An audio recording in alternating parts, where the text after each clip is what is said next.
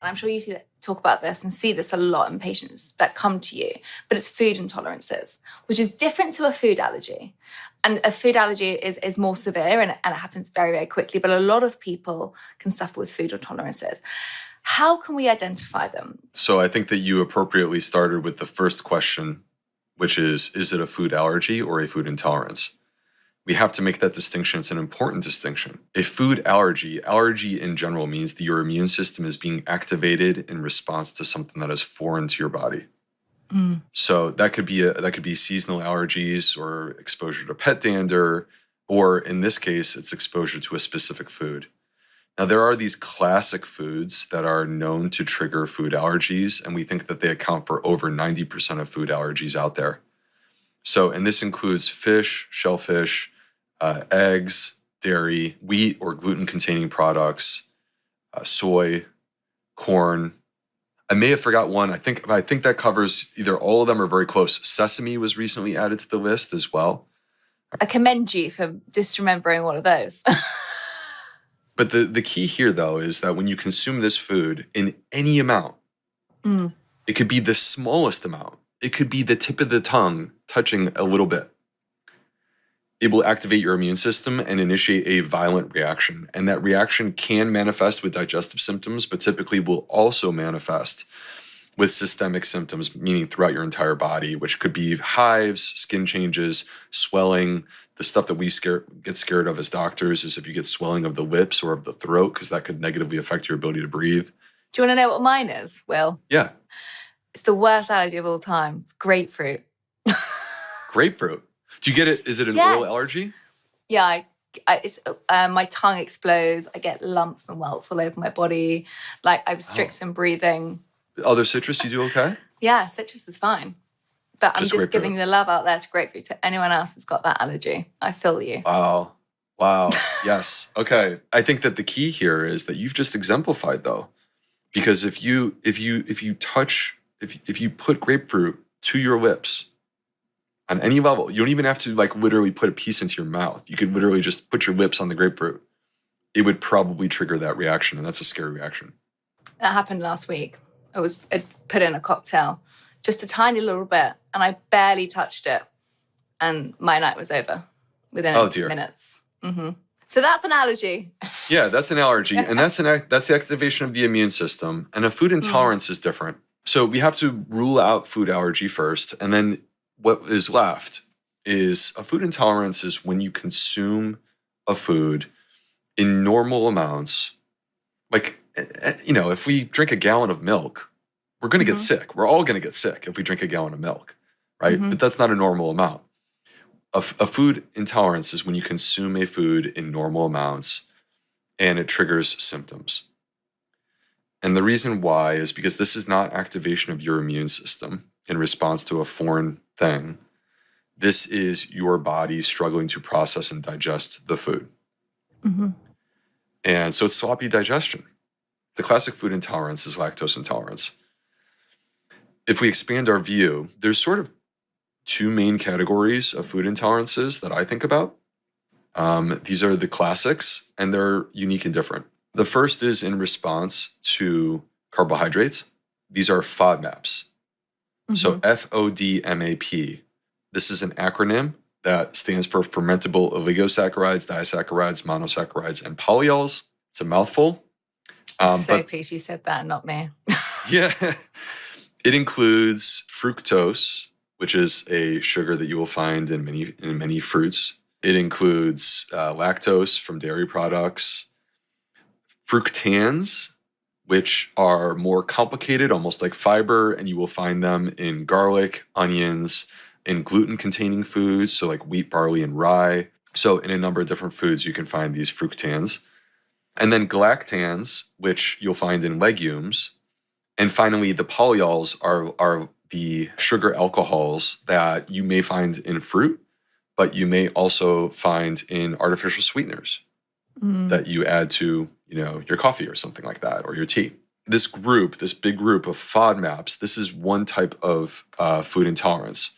And it's interesting because there are these people who think that they have gluten intolerance. And we could dig into the evidence if you want to, Sarah, but many of these people if they don't have celiac disease, actually they're not responding to the gluten. They're responding to the fructan, which is found in the wheat or the barley or the rye. It's a food intolerance.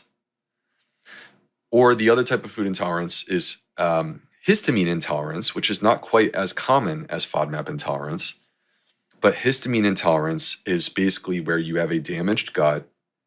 And because you have a damaged gut, your body is struggling to process and digest high histamine foods. And this could include like the classic high histamine foods are like fish, shellfish, fermented foods. And then among the plant-based foods, spinach, tomatoes, avocados, and eggplant.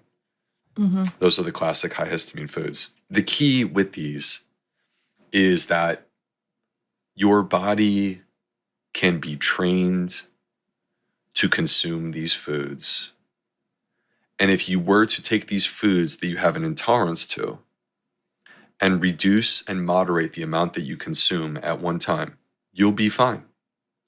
So if you simply reduce the amount, you can consume these foods that you struggle with. And by reducing that amount, you actually start to get better at consuming these foods. And so it's conceptually similar to exercise. No one walks into the gym on the first day and lifts the heaviest weights. The people who are lifting heavy weights, it's because they've been building up to that for many years. Each of us has a certain capacity for work that we're capable of. And so when we go to the gym, you should work out within the bounds of what your body is capable of doing without crossing that line. And when you do this, the line starts to move, and over time, you're able to do more. And that's the concept of exercise, and that's the same concept that we should apply to overcoming food intolerances. Exercise your gut, and you will make it stronger. I love that you conceptualize this into two different parts. And I think a lot of people may have heard, or definitely our listeners would have heard, the FODMAPs in relation to obviously Monash University. And we had actually them come on and talk about how they created the FODMAP diet and heavily linked to IBS. And that was, fascinating. And obviously, as you said, it's not something that you can never have. The whole part of the FODMAP diet is that it's meant to be a short-term strategy. And then you're meant to reintroduce these foods. Whereas sadly, when it's done incorrectly, a lot of people get like an incredible amount of fear from these foods because they're terrified of reintroducing them. And that's when, actually a lot of kind of disordered eating can happen. But then you also mentioned another one, which is a chapter in your book, by the way. It's a whole chapter on histamine. It's fascinating because my brother, actually, the other day, doesn't really have any food allergies, any intolerances. And I'm sure he won't mind me saying this. It was about 6 months ago, and his whole body just all of a sudden reacted. I mean, his tongue was swelled up. And I mean, when you were talking about like an allergy, this was the response. And we were trying to figure out what it was. And when he went to A&E, the doctor said, "What have you eaten?" And he was like, "What I eat every day, salmon, beans, like normal things." But he'd left the salmon in the fridge for so long, typical man, hadn't like put it in any protective packaging. And the histamine had risen so high that it caused a really big kind of histamine reaction. Can you talk a little bit more about how can we detect, like which route are we going down? So if someone's listening to this and saying, okay, well, I've got a food allergy and I don't really know where to start. Maybe I have a histamine allergy, or maybe I go down kind of the FODMAP side. How can people navigate this area a lot more and a lot more clearly? Great question. Your brother, what he had specifically, we call scombroid poisoning. And it's not necessarily indicative of a chronic histamine intolerance. So it's the reason why I'm bringing it up is there's a bit of a distinction. To me, a chronic histamine intolerance is that when you routinely consume foods that are higher in histamine, you manifest symptoms. Whereas in his case, it was a one-time deal where he consumed this bad fish. And it's a classic thing. And it's the bad fish because it's basically hasn't been cooked and it's been sitting out for too long, has turned into a super high histamine food. And even with a healthy person, it would overwhelm them and they get this form of food poisoning. All right, how do we approach this issue? So let's pretend for a moment, if it's okay, I would like to break this into 3 possibilities. The 3 possibilities are a food allergy, FODMAP intolerance, or histamine intolerance. Okay. Now, food allergy is going to be a manifestation of systemic effects. It could be gas and bloating. It could also be skin changes, swelling, things like this, lightheadedness, all right, to one specific food or to one class of foods, right? So it could be dairy products, and every single dairy product food, if you consume it, you get this reaction, right? With you, the one food is grapefruit, right? It's no other food. It's just grapefruit. And the thing about a food allergy is that it's a response of your immune system to one of the proteins. It's always a protein. So if you have a food allergy, it's going to be consistent. It can be any amount, it could be small or large, and it's going to be these systemic effects. All right. Number 2, in terms of possibilities, is a FODMAP intolerance. Now, a FODMAP intolerance is going to be to these classes of foods. So it could be fructose or lactose, which is in dairy products, or fructans, again, in wheat, barley, rye, garlic, onions, or galactans from legumes. And it's not as necessarily consistent as the food allergy would be.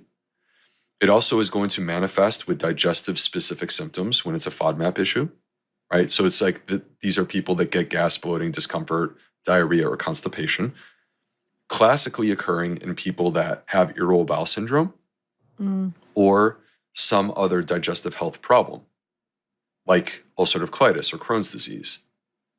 All right, so these are the people that will manifest one of these types of intolerances. And again, like if you thought of these as categories, now this typically involves working with a registered dietitian. But if you were to work with a registered dietitian and basically test within these categories, you would find that it's not just grapefruit.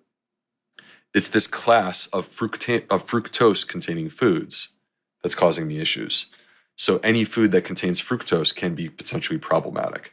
All right, so it's a class effect. And you're not going to get the tongue swelling or the hives or things like this. All right, the third one, less common, a little bit more tricky, is the histamine intolerance. Because the histamine intolerance, yes, it will manifest with digestive symptoms, like bloating. That's sort of the classic symptom. But most of the time with histamine intolerance, it's also going to manifest with other symptoms throughout your entire body. Could be headache, could be migraine. A low histamine diet has been shown in clinical trials to be beneficial to people that have migraine headaches. This is like the origin of this concept.